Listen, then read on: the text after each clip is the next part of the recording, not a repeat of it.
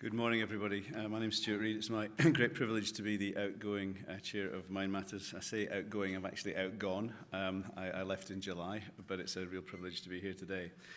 I recognise that as the temperature goes up in here and us all being as damp as we are, it's going to start to get, well, we're all going to end up steaming, as we say in Glasgow. But what I do want to do, though, today is to provide you with sort of a framework that you might set some of the research discussions against. And reflecting on the first 5 years of Mindmatters, I think I've certainly found it to be a humbling experience to recognise that whilst we think we know all that is going on, we are often sorely mistaken.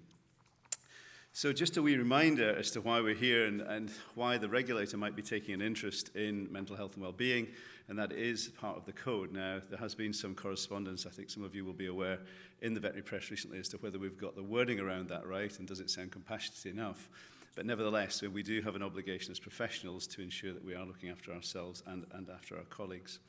And understanding the economic and emotional context in which veterinary surgeons operate, I think it is also important that we recognise the need to be resilient. It's a term that I think is almost like Marmite with some people. Do we use the term resilient or not? But it's certainly the one that has the most prevalent usage. And that we demonstrate an ability to cope with incomplete information and deal with contingencies and adapt to change. And I think that really has to underpin a lot of what we've been about as the Mindmatters.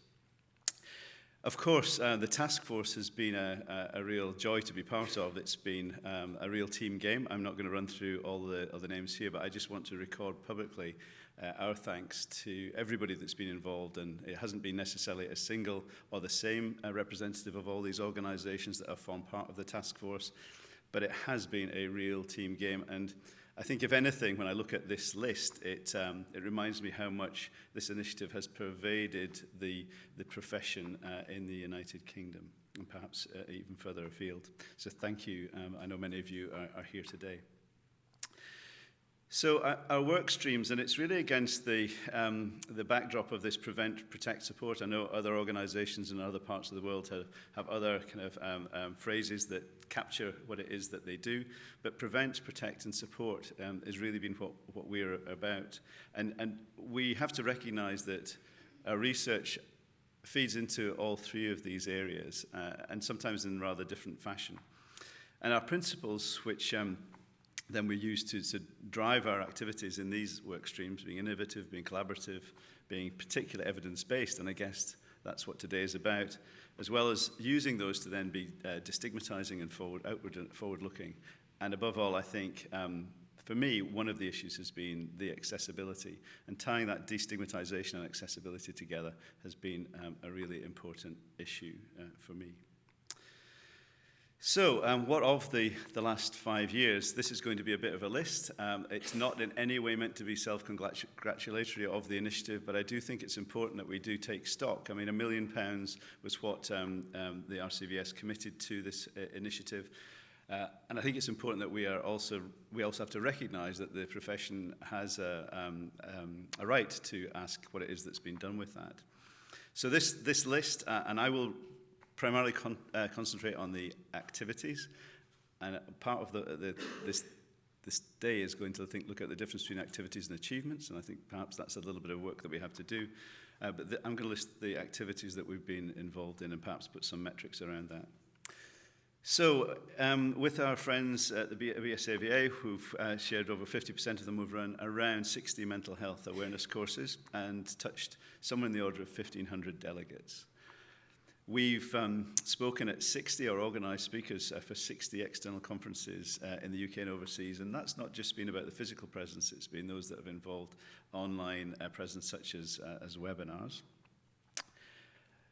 We have supported the Vet Life Health Support with £100,000 per year, as well as the helpline, and I think it's important, and one of the things that Mindmatters perhaps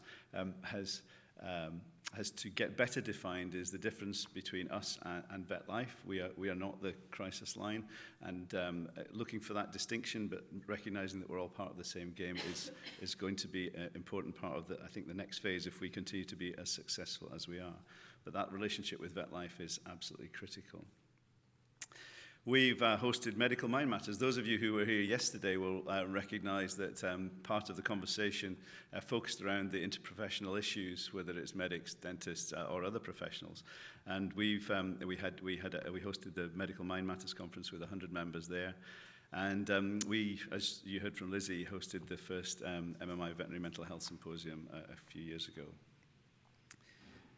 I don't know if this is going to go down well with some of our younger and more environmentally focused individuals, but we've distributed 12,000 badges, 5,000 notebooks, 24,000 pens, 4,000 coasters, and 500 canvas bags.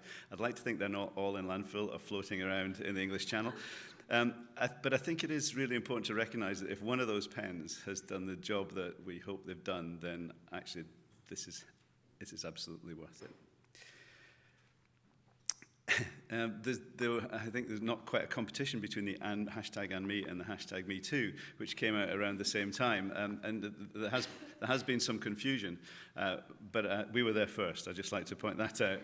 But this whole issue of destigmatization, I think, has been a really important, as we've seen in many other aspects of society, being able to come out and share with others that, you know, we all do have a story to tell, that we do all have our own baggage, we all do have our own experiences, and we've had a recent survey. The story gained 25,000 views on Facebook. I mean, 25,000 views is no small number of people who looked at this recent story. We launched this at the House of Commons, as you may be aware. We've run 2 series of online mindfulness courses with the Webinar Vet, to whom we're very grateful. And again, we had over 2,500 people involved in the second one. And then something very dear to my heart, we've run an online sleep series, also with the Webinar Vet, with over 500 delegates from 13 countries. I don't know how many people made it to the end of the webinar or just kind of drifted off, but it comes back to this: how do we measure success? I mean, this is all about activity. This is all about how many people we've been able to contact. And then with our friends and colleagues at SPIVS and VMG, the Vet Wellbeing Awards, and we've just launched, and there's a typo that I've put deliberately into this just to check that we are in a no-blame culture here. We launched the 4th year of the joint MMI SPIVS Wellbeing Awards. And they've been tremendously successful, and again, demonstrating how other cognate sister organisations, if you will, have been really keen to pick up on aspects of what we've been doing, as well as developing the threads of their own initiatives. Another example would be the Veterinary support, where we've seen a number of 11 peer supporters creating their own network, which was launched in September 27, and has engaged with approximately 100 individuals just within the Northern Ireland context. In terms of printed materials, well, they published the Guide to Enhancing Wellbeing and Managing Work Stress in the Veterinary Workplace, which has been tremendously popular, and is something that I refer to not infrequently. And 70% of practices we're working to make mental health part of the standards for nearly 70% of practices in the practice standards scheme. And I think this is where the issues around what a regulator is and what this initiative is are starting to come together. If we can then start to put in mental health standards and mental well-being standards into the expectation of the practice standards scheme, then again we're putting, if you like, our money where our mouth is. Learning from other sectors, we've also launched a pilot of the Schwartz rounds, which is the reflective process. There's no blame, a reflective process within the clinical environment predominantly. We've embedded that with, I think, piloting that with 7 practices in 2 veterinary schools or 3? Two veterinary schools with their large referral hospitals. And again, we're looking forward to seeing if that has had the same effect as it has in the medical world. Again, this is an activity as yet not an achievement. And this is a bus that doesn't have any promise about spending 350 million a week on the health service. So this is a bus that has done what it said it would do. It's promoting Mindmatters. And we've hosted with VMG and SPIVS a series of road shows throughout the country to disseminate the best practice from the awards. But what of the next generation? Well, yesterday was a fantastic day. A delight to see so many students there and have contributions from them. But the VetKind, we've supported a range of activities, I should say, with our colleagues at AVS and some of the other organisations throughout the veterinary schools. And we are acutely aware that work with the student body is possibly one of the more important things that we do, because as we evolve, these are our colleagues of tomorrow, and with them come the stresses of a different generation, but also if we can help them develop the best practices of today as they move into their professional lives and the important and difficult transitions that they face during that first few years in practice, as well as the stress, of course, of veterinary school. We ran our first student mental health and wellbeing roundtable yesterday. We were in the room, I think, where one of the breakout sessions or the stream sessions will be today, which was fantastic. And I think from what we heard yesterday, what's clear, we heard from 10 different veterinary schools, we had 3 external speakers, we had an amazing workshop, we even had a physical workout doing burpees from our chairs. It was fantastic. But what we did learn yesterday, I think, more than anything, and possibly true not just of this country, but there are certain themes or groups of activities that are emerging as common. Now, they're not all branded the same and they're not all identical, but it's quite clear that whatever we're doing, we're arriving at similar places and doing similar things. The question is, I suppose, are those things effective? And that's possibly why one of the things we should be considering today.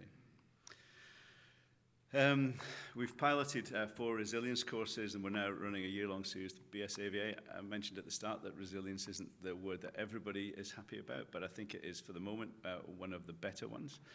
We heard from one of our speakers yesterday about a range of other terms that might be used. But it's one that, in this country at least, I think has found some sort of resonance. And we've also run our first series of mental health courses for managers, and we're doing that jointly with VMG, where we've had around 200 delegates.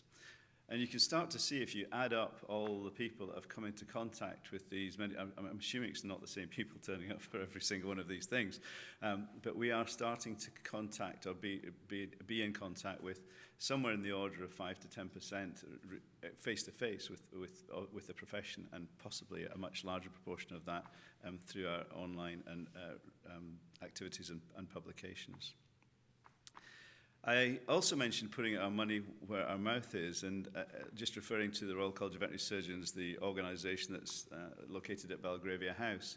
This issue of pledging to practice what we preach, that blame-free environment and positive mental health ambience, has been a commitment that the leadership team at Belgravia House, the Royal College of Veterinary Surgeons, have signed up to just recently. And perhaps most excitingly of all, when we talked about the issues and the themes of yesterday, we've been involved with our friends at the AVMA, and I believe soon to follow the FVE. We've established Mindmatters International. Now, this isn't about us all doing the same thing, but again, it's about us learning best practice from each other. We may call them different things, but what's absolutely clear is that we may be on different continents, we may be in different hemispheres, but we're encountering the same sorts of issues, and hopefully one would therefore think that the solutions that lie ahead of us might have some commonality. As well as working with other groups, such as here the RCVS Diversity and Inclusion Group, and I know there are others out there trying to better support members of the practice team, whoever they are and wherever they've come from and whatever the particular lifestyle might be. So I think what I've reflected on, some of you may know my father was a suicide 20 years ago, and I was wondering if all these things had been in place, would the outcome be any different? I can't possibly say.